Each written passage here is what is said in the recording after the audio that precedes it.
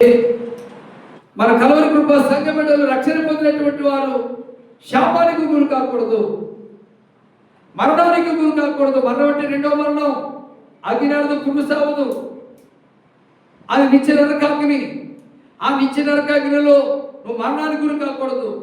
ఆ నిత్య మరణాన్ని తప్పించబడాలంటే ఈ లోకంలో నువ్వు దేవుడి మాట వినాలి, దేవుడి సన్నిధికి రావాలి, దేవుడి సన్నిధిలో నీ పాపాలు ఒప్పుకొని ప్రార్థన చేయాలి. అందుకని నేను నీ ముందు జీవాన్ని పెట్టాను, మరణాన్ని పెట్టాను, నీ ఇష్టం. ఎందుకంటే దేవుడు విసిగిపోయాడు. ఇశ్రాయేలీయులు వాళ్ళ జీవితాలు చూసి, వాళ్ళ ప్రవర్తన చూసి, వాళ్ళ నడవడికను చూసి మనసులను యథార్థులుగా చేశాడు. కానీ వివిధమైన ఆలోచనలతో, వివిధ తంత్రాలతో పాడైపోయారు, హృదయాలు పాడు చేసుకున్నారు. ఇక ఎంతకాలం సహిస్తాడు, ఎంతకాలం వచ్చుకుంటాడు? చివరికి అన్నాడు, అబ్బాయి నీ ముందు జీవాన్ని పెట్టి మరణాన్ని పెట్టి ఇష్టంరా, రాత్రికి వెళ్తావు, ఇంటికి కూర్చొని ఇష్టం.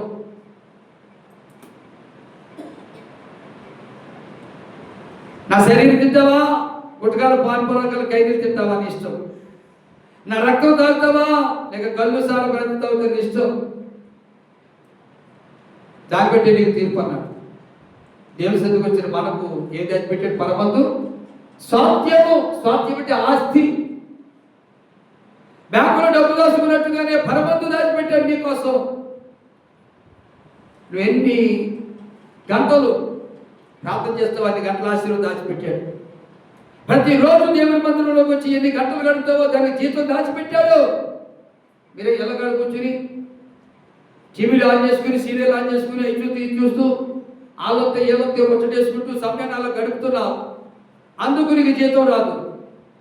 దేవుని మందిరంలోకి వచ్చి శుభ్రంగా లేదు, బాగు చేస్తున్నావా, తుడుస్తున్నావా, పాత్రలు కడుగుతున్నావా, అందరూ శుభ్రం చేస్తున్నావా?